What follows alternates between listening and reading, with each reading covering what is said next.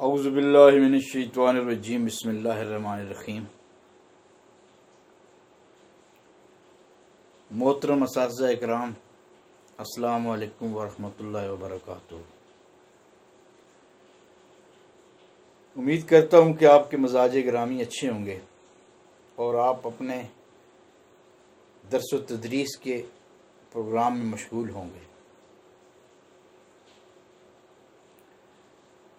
आज जिस मौजू पर मैंने बात करनी है और आप तक कुछ मालूमात पहुंचानी हैं, वो है कि क्लास को कंट्रोल कैसे करें। मोहतरम असातिज़ा इकराम, तदरीस सिर्फ एक मुक़द्दस पेशा ही नहीं है, बल्कि ये एक कार पैगम्बरी है। असातिज़ा वो सांचा है जहाँ पर नस्लें डलती हैं। तदरीस एक फ़न भी है जो कड़ी मेहनत और लगन का मुतकाज़ी है। जिस तरह दीगर फ़नून को हमें सीखना पड़ता है और सिर्फ चंद किताबें पढ़ लेने से और डिग्री हासिल कर लेने से वो फ़नून नहीं आते, तो इस तरह मुअल्लिमी का फ़न भी जो है 2 साल या 3 साल कोर्स पास करने से या डिग्री लेने से नहीं आता, बल्कि मुअस्सर तदरीस के लिए मुसलसल मेहनत की और मुसलसल तरबियत की ज़रूरत होती है। दौरान तदरीस हमें बहुत से मसाइल दरपेश होते हैं।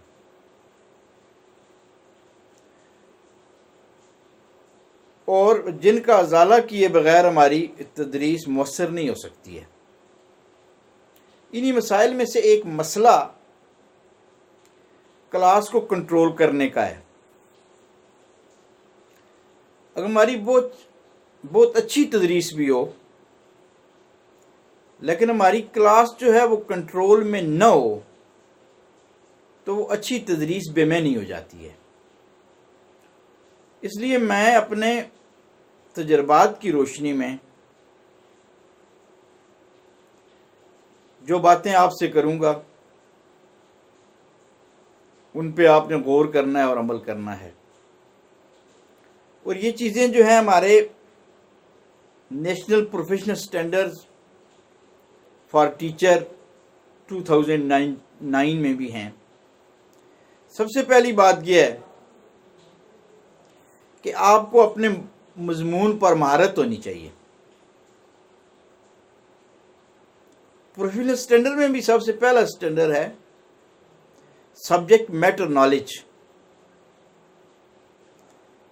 कि एक मुअल्लिम को जो मजमून वो पढ़ा रहा है वो उसके सारे पहलुओं को जानता हो। अगर ऐसा नहीं होगा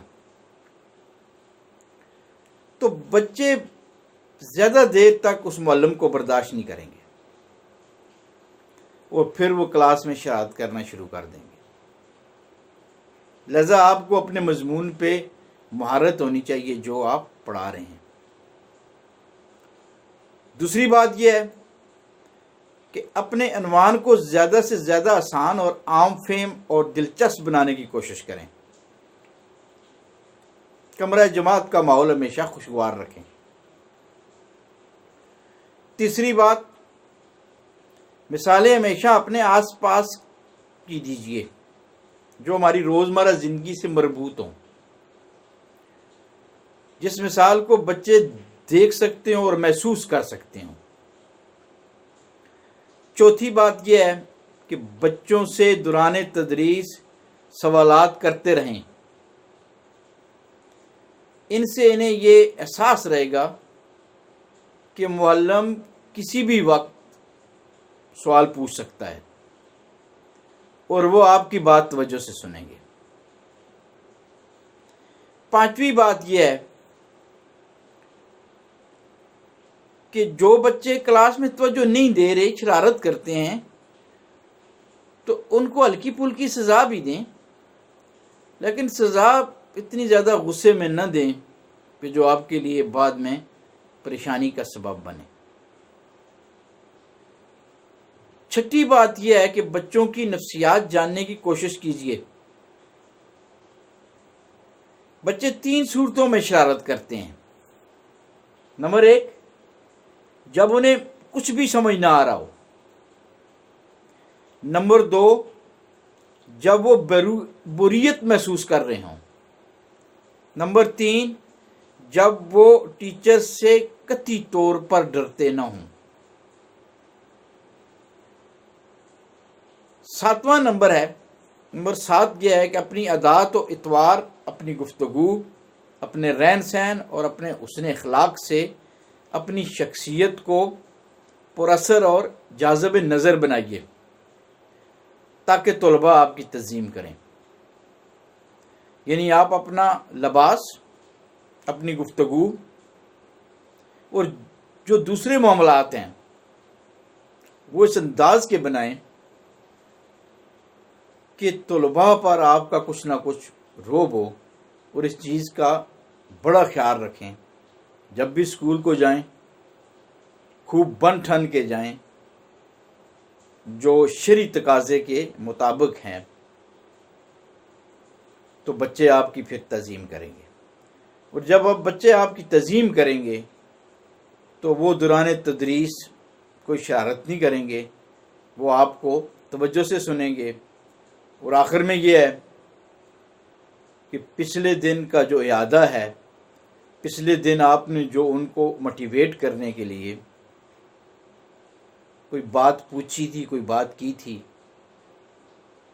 तो वो अपना सबक शुरू होने से पहले उस बात का उनसे ज़रूर पूछें और फिर अपना नया सबक शुरू करें, नई बात शुरू करें। अपने सबक से हट के, अपने मजमून से हट के बच्चों को एक नई बात रोज़ाना बताया करें और उसका इयादा किया करें। वमा अलैना इल्लल बलागुल मुबीन।